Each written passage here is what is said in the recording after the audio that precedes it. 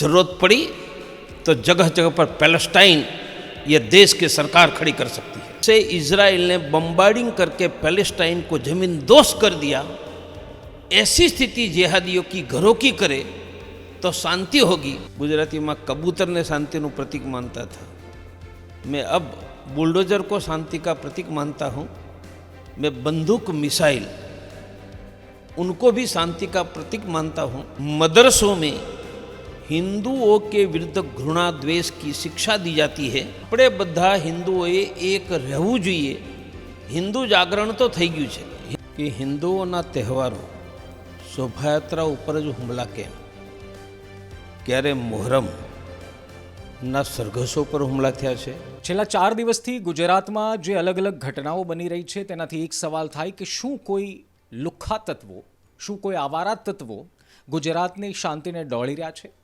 આ સવાલ એટલા માટે થાય કારણ કે માત્ર સુરત નહીં પરંતુ તે બાદ ભરૂચ, બરોડા, કચ્છ આ તમામ જગ્યાથી એક બાદ એક ઘટનાઓ આવી જેનાથી હિન્દુઓની લાગણીઓ દુભાઈ છે અને સાથોસાથ ગુજરાતની શાંતિ પર સવાલ ઊભા થાય છે।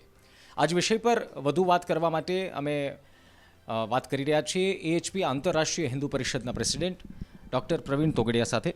સૌથી પહેલાં સાહેબ, આ જે ઘટનાઓ થઈ રહી છે, આમ તો ગુજરાતમાં આપણે એવું કહીએ છીએ કે શાંતિપ્રિય રાજ્ય છે, પરંતુ છેલ્લા 1-2 વર્ષનો જો પાસ્ટ કાઢીએ તો રામનવમી હોય, ગણેશ ચતુર્થી અથવા તો ગણેશ મહોત્સવ હોય, એમાં આ પ્રકારનો કાંકરી ચાળો, આ જે 4 ઘટનાઓ હમણાં છેલ્લા 4 દિવસમાં થઈ છે ને આપ કઈ રીતે જુઓ છો? સૌથી પહેલાં પ્રશ્ન એ છે કે હિન્દુઓના તહેવારો શોભાયાત્રા ઉપર જ હુમલા કેમ, ક્યારે મોહરમના સરઘસો पर હુમલા થયા છે। इसलिए प्रश्न खड़ा हो रहा है कि हिंदुओं की शोभा यात्रा, उनके उत्सव पर ही हमला जिस देश में हिंदू बहुमत है, उनका अर्थ है कि देश में अल्पसंख्यक जिहादी आक्रामक है, हिंसक है। हिंदू यदि हिंसक होता तो मुहर्रम पर भी हमला होता। और एक घटना नहीं, कन्हैया का गला काटा उदयपुर में, अभी वही उदयपुर में एक देवराज नाम के शेड्यूल्ड कास्ट के लड़के को मारा, यहाँ धंधुका में किशन भरवाड़ को। देश भर में ये घटनाएं हो रही है और अकेले भारत नहीं, इंग्लैंड में भी यही हो रहा है, फ्रांस में, यूरोप में, अमेरिका में। उनके कारण दुनिया भर के देशों में उनके विरुद्ध में एक बहुत बड़ी आवाज़, और उनके कारण यूरोप के 5 देशों में जिनको राइट विंग कहते हैं ऐसे लोगों का शासन आया है। इसलिए यह जिहादियों की ही प्रवृत्ति गुजरात में અને પૂરા દેશમાં કેટલાક સમયથી વધી રહી છે, એ ચિંતાનો વિષય છે। પરંતુ મારો વિશ્વાસ છે કે ગુજરાતની બહાદુર પોલીસ, અહીંના મુખ્યમંત્રી ભૂપેન્દ્રભાઈ અને દેશમાં નરેન્દ્રભાઈ, અમિતભાઈ મળીને આ જેહાદીઓને નિયંત્રણમાં રાખશે। આપણે બધા હિન્દુઓએ એક રહેવું જોઈએ। हिंदू जागरण तो થઈ ગયું છે, हिंदू जाग गया है, अब जगाने की ज़रूरत नहीं है, पर सभी हिंदुओं को एक रहना होगा। यदि इंग्लैंड भी डरने लगा है कि उनका क्या होगा, फ्रांस डरने लगा है, इटाली, ऑस्ट्रिया, अमेरिका वह डरने लगे हैं, तो हमें तो सावधान होकर, एक होकर लोकतांत्रिक पद्धति से उनका उत्तर देना चाहिए। ડૉક્ટર સાહેબ, એક સવાલ એવો થઈ રહ્યો છે, સુરતમાં જે ઘટના ઘટી એમાં 6 છોકરાઓ જે છે કિશોર છે, અંડર 18 છે। કચ્છમાં આજે 8 લોકોની અટકાયત થઈ, જેમાં વિવાદિત ધ્વજ ફરકાવવામાં આવ્યા, ત્યારબાદ પથ્થરમારાની પણ ઘટના થઈ ગણેશ મૂર્તિ પર। એમાં પણ 8માંથી 4 કિશોર છે। આપણે જોયું છે કે કાશ્મીરની શું સ્થિતિ હતી પહેલાં અને કેવી રીતે બાળકોનો, કિશોરોનો ઉપયોગ થતો હતો। હવે ગુજરાતમાં આ થઈ રહ્યું છે। आपने लागे छे प्री प्लान्ड होई शके कि आ बस एक संयोग है? यह पत्थर जिहाद है। कश्मीर में भी सेना पर, सैनिकों पर पत्थर मारने वाले लड़के ही होते थे। मदरसों में हिंदुओं के विरुद्ध घृणा द्वेष की शिक्षा दी जाती है, और कश्मीर में तो उनको पैसे दिए जाते थे, तो यहाँ भी किसी ने उनको पैसे दिए होंगे और मदरसों ने उनका दिमाग बिगाड़ा होगा। यह पत्थर जिहाद है। पर पत्थर जिहाद का जवाब पुलिस बंदूक जिहाद से देती है, वो याद रखना चाहिए। और गुजरात की पुलिस बहादुर और सक्षम है, उनको ठिकाने पर लगाएगी। ડૉક્ટર સાહેબ, યુપીમાં ઘણીવાર આવું જોવા મળ્યું છે કે માફિયાઓ પર, લુખ્ખાઓના બેનામી સંપત્તિઓ પર બુલડોઝર ફરી ગયા. ગુજરાતમાં પણ આપણે દ્વારકામાં જોયું, જામનગરમાં જોયું અને હવે સુરતમાં પણ જોયું કે આ ઘટના બાદ સરકારે એમની બેનામી સંપત્તિઓ પર બુલડોઝર ફેરવી દીધું. આપ આ જે એક્શન છે સરકારના, એને કઈ રીતે જુઓ છો? मैं तो बुलडोजर को शांति का प्रतीक मानता हूँ। गुजराती में कबूतर ने शांति नु प्रतीक मानता था, मैं अब बुलडोजर को शांति का प्रतीक मानता हूँ। मैं बंदूक मिसाइल उनको भी शांति का प्रतीक मानता हूँ। जिस देश के पास ज़्यादा एटम बॉम्ब है, ज़्यादा मिसाइल है, वह देश ही शांति से जी सकता है।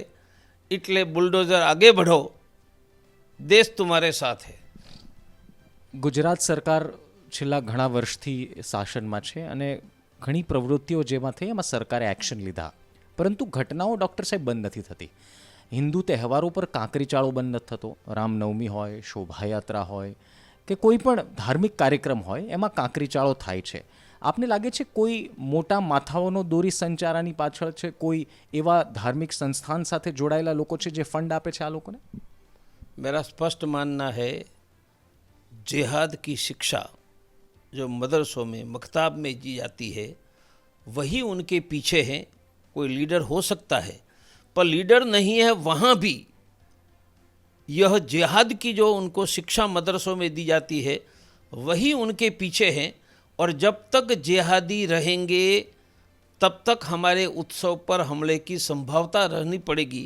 हिंदुओं को जागरूक रहना चाहिए, एक रहना चाहिए, और पुलिस तंत्र को सब को मिलकर सहयोग देना चाहिए। આ ઘટનામાં પોલીસે તાત્કાલિક કાર્યવાહી કરી, પરંતુ એક હિન્દુ નેતા હોવાના નાતે, એક હિન્દુ હોવાના નાતે હિન્દુઓને શું મેસેજ આપવા માંગો છો? આ ચિંતાનો વિષય છે આ સમાજ માટે, હિન્દુસ્તાન માટે? પોલીસે બહુ ઝડપથી પગલાં લીધા. પોલીસ કમિશનર અનુપ ગેહલોત સ્વયં પહોંચ્યા, ગૃહમંત્રી પહોંચ્યા, બંનેને અભિનંદન છે. હિન્દુઓએ માત્ર જાગૃત રહેવું, આપણે કાયદો હાથમાં ન લેવો, પોલીસને કહીને પોલીસને મદદ કરવી અને એક રહેવું. આપણે અંદરો અંદર ઝઘડવાનું કામ નહીં કરવું. એ આરએસએસ હોય, પ્રવીણ તોગડિયા હોય, હિન્દુ મહાસભા હોય, બધાએ મળીને હિન્દુઓની રક્ષા માટે એક રહેવું જોઈએ, તો જ બચીશું. નહીતર બાંગ્લાદેશવાળી અહીંયા થશે. રાજ્યમાં શાંતિ સ્થપાયેલી રહે, આવી ઘટનાઓ જ ન થાય, એની માટેનો કોઈ ઉપાય છે કે પછી દર વખતે એવું થશે કે આવી ઘટનાઓ ઘટે, સરકાર કાર્યવાહી કરે ને આપણે સરકારને વાહવાહી પણ કરવી જોઈએ, કારણ કે કાર્યવાહી કરે છે? આવી ઘટનાઓ બંધ થઈ જાય. आपने कहा कि ये हिंदुओं पर हमला की घटनाएं कैसे बंद हो? बंद बिल्कुल हो जाए यदि हम पैलेस्टाइन यहाँ रिपीट करें, जैसे इजराइल ने बम्बार्डिंग करके पैलेस्टाइन को ज़मीन दोष कर दिया, ऐसी स्थिति जिहादियों की घरों की करे तो शांति होगी। हम चाहते हैं कि भारत इजराइल बने और भारत का हिंदू समाज यहूदी बनकर, यहूदी એટલે इजराइल का प्राइम मिनिस्टर का बेटा और बेटी सैनिक में लड़ रहे हैं, हमें ऐसा ताकत वाला देश और हिंदू समाज दोनों बनाना चाहिए। हिंदू समाज को यहूदियों जैसा बनाने का काम अंतर्राष्ट्रीय हिंदू परिषद करेगी। हमने इसलिए देश में जगह जगह पर महिला सुरक्षा की ट्रेनिंग स्कूल कॉलेजों में देना शुरू किया, हजारों जगह पर हम देने वाले हैं। हम हिंदू समाज को यहूदी जैसा मजबूत समाज बनाएंगे और हमारे नरेंद्र भाई, अमित भाई मिलकर इजराइल जैसा बनाएंगे। आगे बढ़ो, आपकी मिसाइल तो जिहादियों के लिए ही है। છેલ્લો સવાલ ડૉક્ટર સાહેબ, હિન્દુઓને શું કહેવા માંગો છો? કારણ કે મને લાગે છે કે આપ જેટલા સમયથી આ કાર્યમાં છો, સામાજિક કાર્યમાં, હિન્દુને જાગૃત કરવાના કાર્યમાં આપ અનેક વખત મંચ ઉપરથી બોલ્યા છો. હવે કોઈ સુધારો લાગે છે, અથવા તો હવે કયા સુધારાની જરૂર છે? ભાઈચારો પણ છે, એવું પણ નથી કે ભાઈચારો લોકોમાં પણ છે, પરંતુ કેટલાક લોકો જે માહોલને બગાડવા માંગે છે, એવા લોકોને શું સંદેશ છે? એવા લુખ્ખાઓને શું સંદેશ છે ને હિન્દુઓને શું સંદેશ? हिंदू समाज जगा हुआ है, अब जगाना है गलत बात है। हिंदू समाज तुलनात्मक एक है, एक बना रहेंगे और हमला करने वालों को कहेंगे कि थोड़ा पैलेस्टाइन की ओर नज़र डालो। भारत में जगह जगह पर सरकार को पैलेस्टाइन जैसी दुर्दशा करने की नौबत न आए, जरूरत पड़ी तो जगह जगह पर पैलेस्टाइन ये देश की सरकार खड़ी कर सकती है। ખૂબ ખૂબ ધન્યવાદ ડૉક્ટર સાહેબ. नमस्कार. તો આપ સાંભળી રહ્યા હતા ડૉક્ટર પ્રવીણ તોગડિયાને, જેમણે પોતાના અંદાજમાં તીખા શબ્દોમાં જે પથ્થરબાજો છે, જે આ રાજ્યની શાંતિને ડોળવા માંગે છે, એમને સંદેશ આપ્યો છે, સરકારના વખાણ પણ કર્યા છે, પરંતુ સાથોસાથ તેમણે એ પણ કહ્યું છે કે હિન્દુઓ જાગી ગયા છે અને જો આવનારા સમયમાં આવી ઘટનાઓ ઘટી નહીં તો સમય કદાચ હજુ પણ મુશ્કેલ આવી શકે છે. કેમેરામેન જયમીન વ્યાસ સાથે હું નિશિત રાજ્યગુરુ, ગુજરાત તક.